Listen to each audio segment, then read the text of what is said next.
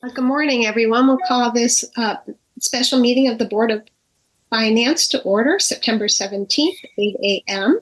We are here to receive a presentation by our fiducian advisors on our retirement funds and also to consider a recommendation to replace certain funds within the investments. I wanted to give Todd an opportunity to explain some background, and he's done some outreach. We have a charter obligation to consult with the Board of Education and the Board of Selectmen. And although there are no Board of Education members here, Todd, can you talk about the outreach you have taken to ensure that this board has complied with that component of the charter?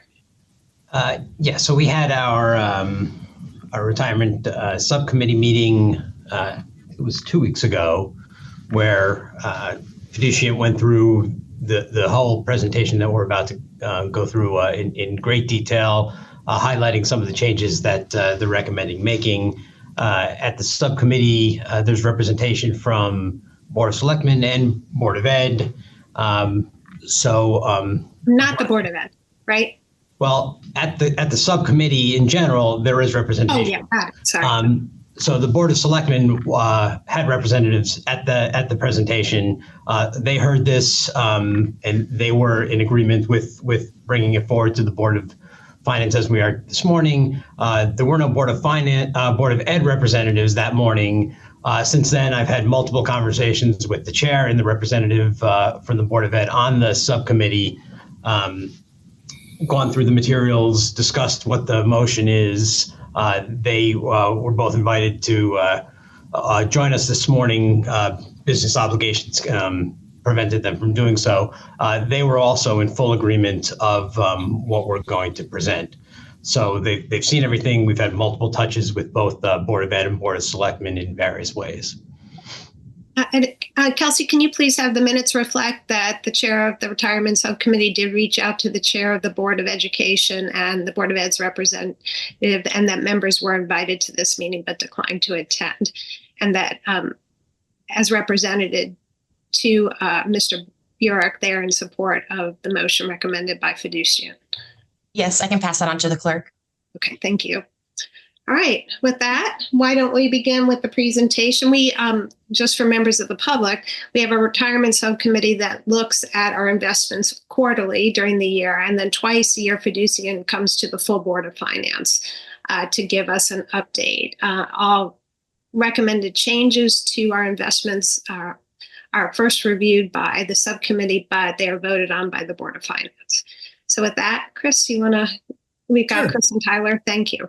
Yeah, thank you. Good morning, everyone. Good to see folks as always, and thanks for a few minutes this morning. So I think what we'll do is, I think, again, as highlighted by the chairs respectively, our motivation this morning is really centered around some of the fixed income investments that are used in your pension plans and moreover that cross over into participant options in Tyler's defined contribution program. And that really is kind of front and center, the thing that we wanted to catch you up on today. I will very briefly, we'll certainly bring up the deck and show you some statistics, but very quickly, just for the Board of Finance's edification, the update that we did provide the subcommittee a couple of weeks ago was largely a constructive one in terms of goings on in the capital markets. I think, as you all know, markets have recalibrated here across mid-year as everyone gets ready in all likelihood for an interest rate cut tomorrow by the Fed and going in the other direction. And that has fueled generally pretty positive returns across markets, both equities and fixed income. And the pension plans have enjoyed that good performance. We've reported to the subcommittee, I think 9% plus fiscal year returns for the three pension plans, more of the same in July on an interim basis, plus 2% returns, and allocations otherwise at the highest level that are aligned with our best thinking. Where we wanted to step aside and potentially take action, as I mentioned, was within the fixed income portions of those portfolios. And there are two legacy managers in the programs. You'll remember Metropolitan West and Western Asset Management that have been used there for some time now. I'll bring that data up in a minute. We'll talk about the circumstances there, of course. And just as a reminder, we've got 20 individuals in Windsor and Chicago who are researching your managers and doing due diligence on those managers in a kind of a dynamic, ongoing fashion, as you can appreciate, and spend a lot of time not only on the numbers, but as importantly, right, talking to their counterparts at these organizations about process, teams, succession planning, risk controls, and all the things that you would think of and expect of a good quality institutional managers that would otherwise be appropriate for your programs. And so we go through that whole exercise again on a continual basis. And both MetWest and Western now have circumstances that have elevated them to a watch and terminate statuses, which means we think in our best professional judgment, and we shared this with the ad hoc committee, of course, that it's time to rotate that capital to higher conviction ideas. So I know that's a lot, but bear with me here. We'll bring up the deck here. Come on, give me a second here. It looks like it's trying to share. There we go. Folks can see that okay? Yes. All right, great. And again, stop me along the way here with questions, but I'm going to just jump ahead through a lot of what I just summarized for you. And maybe first off, just as a reminder, we'll use the Board of Ed here, but just for context sake for the board, you'll see there at the top of this exhibit, and remember, the town plan and the police plan share this same allocation and this same manager roster. But you'll note there is mentioned MetWest and Western are the two anchor fixed income managers in the program. You see the upper left-hand corner of the page here, both with 15% target weights.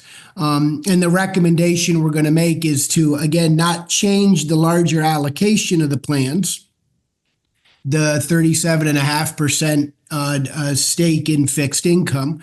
That'll stay the same, but just to proportion those monies to new managers within fixed income. And again, across all three of your pension plans, we will do that. So I'm going to jump ahead here. And bear with me, this is a very busy exhibit, and I know there are a ton of numbers on it, and we were able to navigate our way through it with the subcommittee, and we'll try to highlight it here and get you comfortable with what we're doing. But you can appreciate what we've done here, starting in the upper left-hand corner of the exhibit, is we're obviously front and center and want to look at historical returns for all of the strategies, both the legacy managers, and you see them both highlighted there. And then the two managers that we recommended to the subcommittee were a Hartford Total Return Bond, which is sub-advised or managed by an outfit called Wellington Asset Management out of Boston that you may know, a large institutional manager that runs close to $1 trillion of monies for government plans like yourselves and other institutions. And then Dodge and Cox out on the West Coast, their income fund, which are both diversified, investment grade, liquid strategies, similar to what MetWest and Western had offered to the program prior to some of their more recent challenges.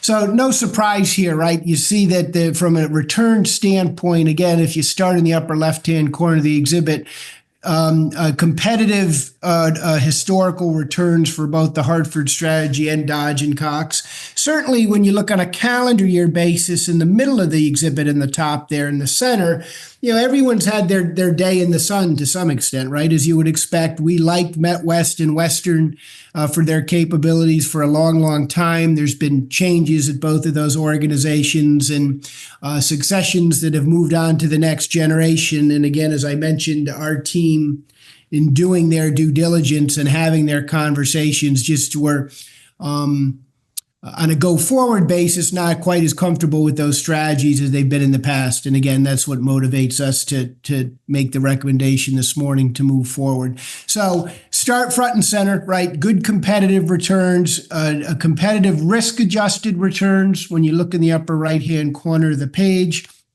in terms of some of the volatility of said returns, and both the candidate managers compare fairly favorably there, as you can see.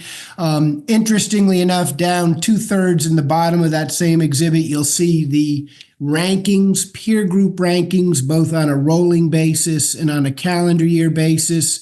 Both of the candidate managers up for consideration this morning, you can see there are what we call top quartile, top decile managers, even where they're beating the vast majority of their peers on a historical basis in terms of their applying their processes and disciplines and doing so in an advantageous manner versus, both the index that highlighted Bloomberg aggregate index is where we fish, is the way to think of it, right? That represents the universe or the types of securities that those managers are investing in. And obviously, over time, we're looking for incremental returns because we are paying active fees for those strategies.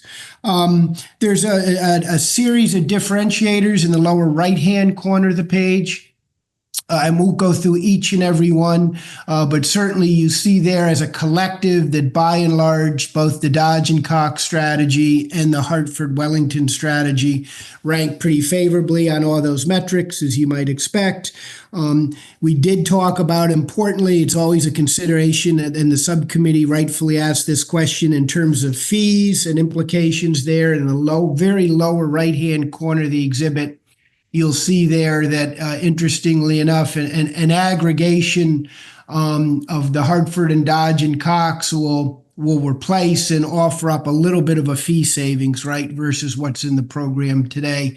If you were just to do a 50-50 split of Hartford and Dodge as candidates versus the legacy MetWest and Western, but not wholesale changes, but slightly cheaper solution from a fee standpoint. And then again, I don't want to belabor the points here. There's tons of metrics that our team looks at here. As you can see, I'm not going to go through all of them. You will see, interestingly enough, and we talk a lot about the duration and the persistence of returns and expectation from an underwriting standpoint that those attributes will persist on a go-forward basis. And you can see there on the bottom half of the exhibit here, rolling returns versus the index. And again, more recently, some of the better incremental work that both the Hartford strategy and the Dodge and Cox strategy have done versus the incumbents.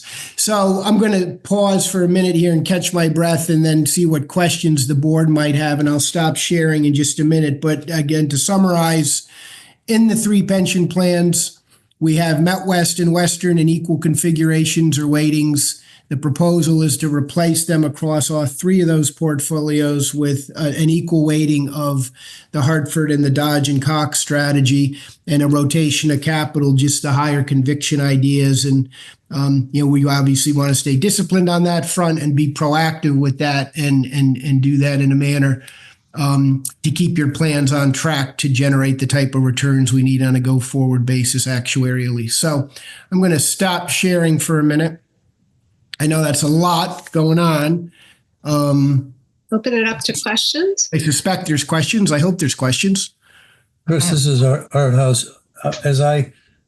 If I could summarize, would it be true and accurate to say that your recommendation is based both on performance and change of management personnel? Absolutely, Art. Yep, it is a combination of both, right? So we talk a lot about with our research team. The numbers are the numbers, right? Everyone can get the numbers. In fact, you and I could go out and buy software for a couple $100 and access all the numbers we need. The differentiator for us is a lot of the qualitative stuff as well. So our team, fixed income researchers, flew to California. Both MetWest and Western are in Southern California, flew out there and met with the teams and spent a couple of days, right, diving very deeply into the qualitative aspects of things. And again, some changes to the teams that were of concern, and the backfill there we didn't think was up to our standards. So that was the motivation to move forward. But short answer, Art, yes, both numbers and the qualitative aspects of underwriting are front and center here. Well, Madam Chair, there may be other questions as well, but My observation is that's why we hire these guys, and I'm prepared to accept their recommendation when the appropriate time comes. Put it up to Mike and Todd. I'm trying to remember from our subcommittee meeting, do all three plans have both Met West and Western Asset? Todd, the pensions all do, yes. Remember, the OPEB's a little bit differently configured. It does not have it, but the three pension plans do share those two managers, yes. Okay, thanks. And to piggyback on Chris's presentation, you do have Western Asset on the defined contribution, and typically within a defined contribution plan, from a disruption standpoint, you want to be a little bit more conservative on making changes. But given, and we currently have that fund on watch, but given that it's you're making the change on the town asset, the pension asset. We figured we'd piggyback on that with the defined contribution. We don't think it'd be prudent to make the change on the pension and then wait on the defined contribution plan. And so, we think along that, just make the move to Dodge and Cox, which is the fund that outperformed with less risk. Given that you only have one active manager as opposed to two, we would piggyback the change on the defined contribution plan as well. Mark, did you have any questions you wanted to raise? No, thanks, Chair. I think this is a great presentation. Thanks very much, everybody. Mike, are you good? I'm good, Lisa. Thank you. Okay. Chris, I don't know if you're going to get to this, but could you just do a brief summary of where we are? It looks like pension plans are about a 9+% over the year and 11% on OPEB. Is that about right? Yeah, that is Lisa, about right. So we were 9+% fiscal year returns for the three pension plans. The month of July, again, was a good one, about 2.3% returns for the three pension plans. The OPEB, remember, has a similar but not identical allocation. And one of the motivations, as you can appreciate, as you saw in the numbers, right, and the pensions and recycling that capital is just us trying to get you positioned right on a go-forward basis for the highest potential return. The OPEB is all indexed, you'll remember, right? It doesn't have active management currently. And again, the allocations are similar but not identical for a host of reasons. And to your question, yes, they had a bit of a stronger fiscal year, up about 11% and change, and then a similar result for the month of July. So I think all three plans in a vacuum, on an absolute return perspective, are kind of generating the type of returns we would hope for. Obviously, a good fiscal year, well north of the expectations actuarially, which is always, kind of front and center to our considerations in terms of performance and what the plans are trying to achieve. But good year to date through July for all of the retirement programs. Chris, just in the papers, there's been a lot of information about how the state has returned, and they're coming in about 11.5. Is the differentiation there in the risk level between the state and the town and the investment assumption? Yeah, there's a little bit of that, Lisa. Remember, the state plan too, the large national plans tend to use a lot more private investment, right? Those private investments, both private equity and private debt and the like, they can do very well at points in time, which we've seen a little bit of recently. They can struggle a little bit as well, but it's probably not an altogether fair comparison, right? Because the configuration of the state plan is much different and bears a lot more risk, I think, than do your local, the local pension plans and OPEB trust. And, that's something we're certainly mindful of as well. So we don't use the state plan as much as a guidepost. We do look, as you know, and we've shared this data in the past because we work across many of your peer institutions. What's Avon doing? What's Guilford doing? What's the town of Orange doing? What's going on in Glastonbury and Westport that are all clients of ours that are similar demographically to Simsbury, of course. And I think your numbers are very competitive and representative with what we see for largely like allocations, right? Similar objectives and risk return dynamics. So I think we're in good order, working order from that standpoint, if that helps folks. Thank you. That was my takeaway as well. Just wanted to confirm it with you. Are there any other questions? Chris and Tyler, is there more you want to share on the packet in general before we get to motions? The only other thing I would say, Lisa, I won't even, just for the record, because like you said, we're getting together periodically with the larger Board of Finance. We did talk within the pension plans from a governance standpoint about just the aggregate fee load of the programs. So remember, once a year at least, we're monitoring how much the investment expense of the program is on a weighted basis, given the configuration of your programs. Again, you plot very competitively on that front. And from a liquidity standpoint, you'll remember we talked at the subcommittee level, 95% of the pension assets, right, can turn to cash the next day. The one exception, as you all know, is the Barings real estate strategy. And that has been, that is a little bit different, a quarterly liquidity there. We didn't talk about this, maybe just very, very quickly in 30 seconds time to replicate the conversation at the subcommittee. Barings real estate's been a challenge, right? As we all know, a big challenge, and office space in particular has been a challenge.